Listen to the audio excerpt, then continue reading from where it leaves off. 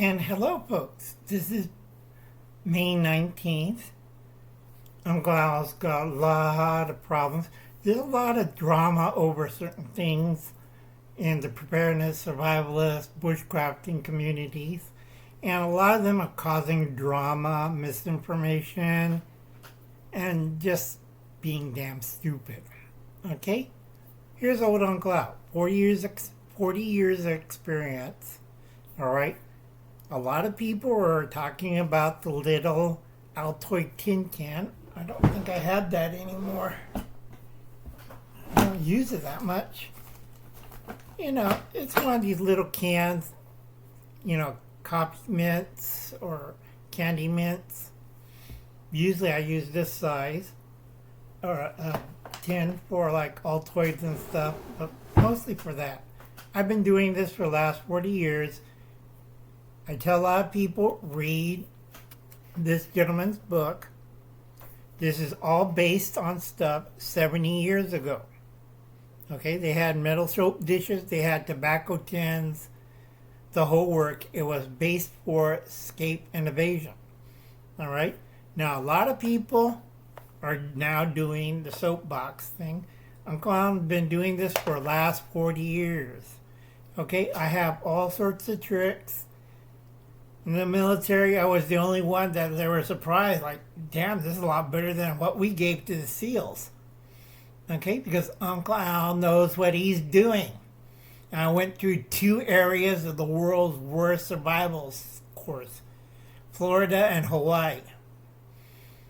God, I don't want to do that again. Okay, in the old days, you will have some kind of metal tin. Okay, could be Band-Aid, could be Prince Albert tin, and you will have survival gear inside. All right, usually you'll have probably like whatchamacallit,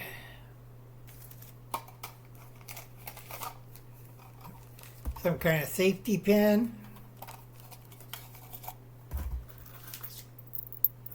Okay,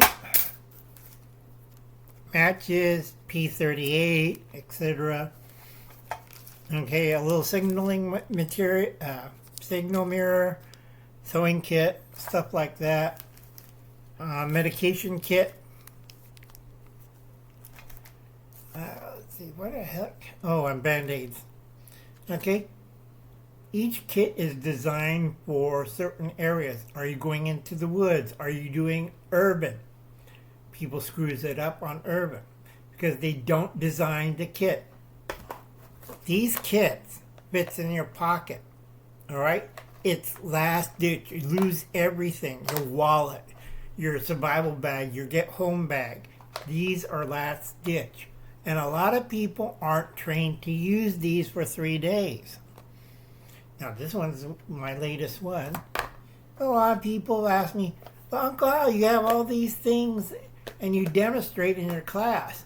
Yeah, because I have a lot of stupid people. Okay, Uncle Al has a problem. I have carpal tunnel arthritis. Okay, this is my latest kit from about 10 years ago.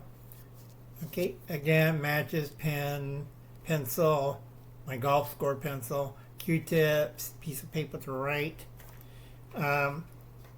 Everybody copied this. If you look at this carefully, this used to be fish hooks, all right? Then somebody in Florida copy this idea and they use duct tape.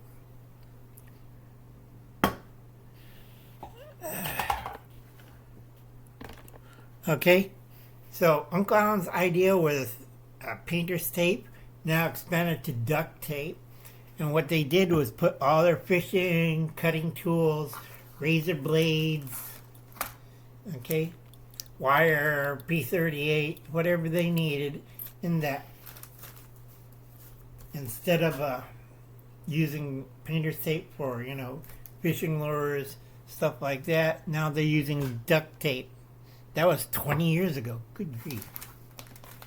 Well, let's see, basic stuff. A lot of people don't have compasses. Now, I did switch over to a pocket compass and also wrist compass, but in the old days we used to have these inside the kits. Let's see, that's normal.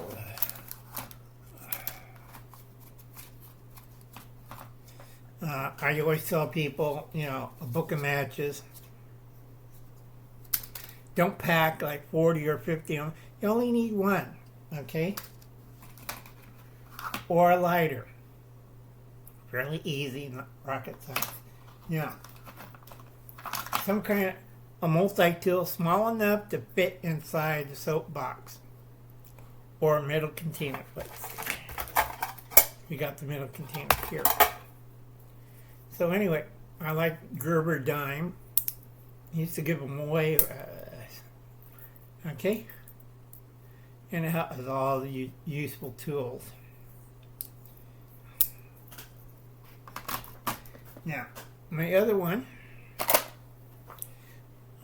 see if I can pop this open. Okay. We have a little light. That's an empty bag.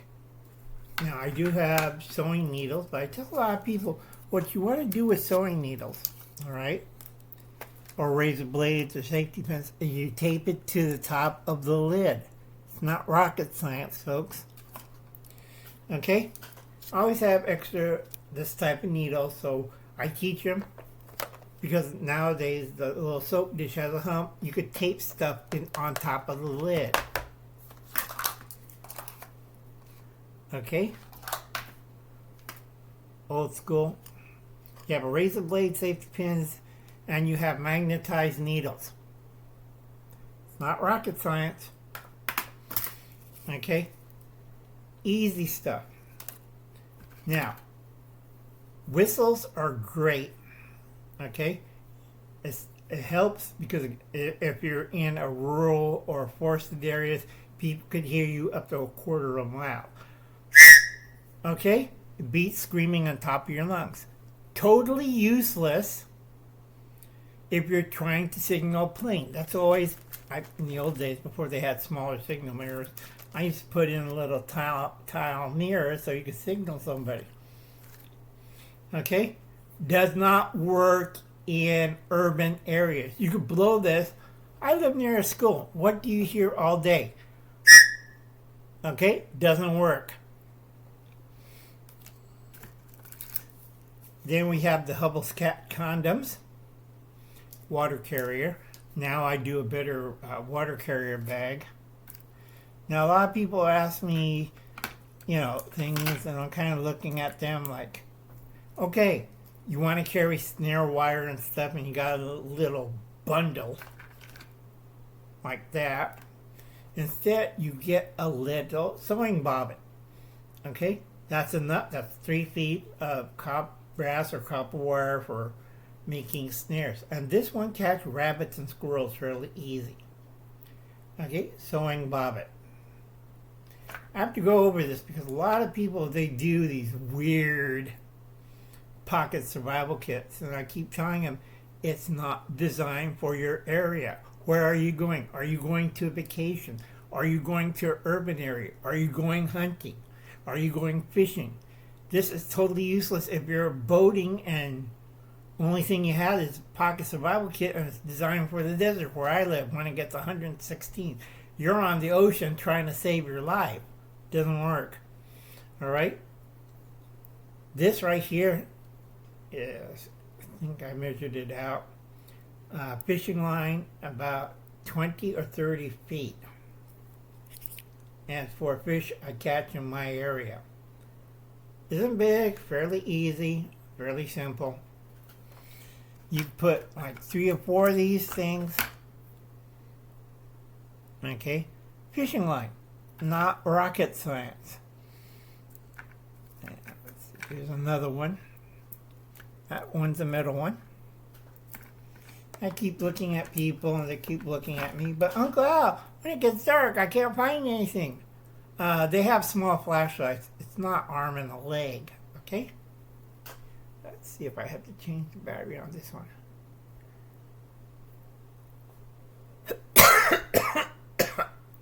Nope. I think I bought this a long time ago. It takes AAA batteries. Okay?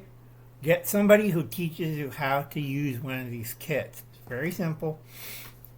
Read the book. All right. These kits right here are designed for people who are going to a specialty area. Like if you're going on vacation, if you're traveling. Now I'll rig it up, I'll learn about the country's laws, what I can carry and what not, and I'll tuck it away and I'll forget about it. Because this one, if I'm going urban area, I'll put $100 bill and probably quarter size gold piece. Okay? I ask a lot of people, do you understand why Uncle Alan puts a $100 bill inside a survival kit? It's for urban. And they kind of look at me, to start a fire, Uncle Al? No. Okay? That's the comedy part. You have to get a mentor to teach you how to do this. All right? A lot of people get this wrong or they create drama. Okay, go check out Modern Survivalist. He still doesn't understand the concept. All right? It's last ditch. It's designed for certain areas, not for the woods, all over the place. Okay? When you look at a SEAL Team's kit, all right, it's designed for escape and invasion and combat. A lot of people don't understand that. If you look at CIA, NSA, other 3-letter, 4-letter agencies, they'll have something similar to this. It's a last-ditch kit. All right? I keep telling this to people. The old Soviet Union used to have a great little soapbox kit. I'm trying to find it on eBay. Damn expensive. That was one of the best things they ever put out. Okay? And they know what they're doing. All right? Not like other places in the world, like America or Spain or France. All right, folks? I'll catch you later. You have a nice day. I know this is a long one. So like I said, please check out this book. Don't cause drama. Understand the topic. And I'll catch you later. God bless and good luck.